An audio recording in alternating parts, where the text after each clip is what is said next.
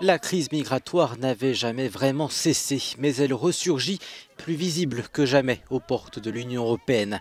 Des milliers de migrants et de réfugiés sont actuellement massés en Turquie, tout près de la frontière grecque. Certains viennent de Syrie, d'autres de l'Afghanistan ou d'Iran. Et la décision prise par la Turquie d'ouvrir ses frontières leur donne un semblant d'espoir.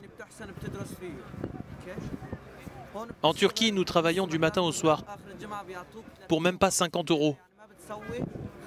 En réalité, ces migrants sont pris en étau dans un jeu politique qui les dépasse. En échange d'aide de l'Union européenne, la Turquie avait accepté de les garder sur son territoire. Mais vendredi dernier, Ankara décide d'utiliser la crise migratoire comme outil de pression dans le conflit syrien pour pousser les Européens à le soutenir face au régime syrien et son allié russe. Depuis que nous avons ouvert nos frontières, les gens se dirigent vers l'Europe par centaines de milliers. Et bientôt, ils seront des millions. Tous crient haut et fort que nous avons ouvert nos frontières. Soit nous tentons de permettre à ces gens d'avoir une vie décente chez eux, soit chacun d'entre nous partage le fardeau. Pour l'heure, ils sont 13 000 migrants à la frontière selon l'Organisation internationale des migrations. De son côté, l'Union européenne a dit attendre de la Turquie qu'elle respecte l'accord sur les migrants.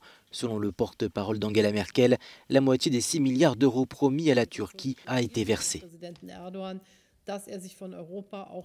Je comprends que le président Erdogan attende davantage de l'Europe.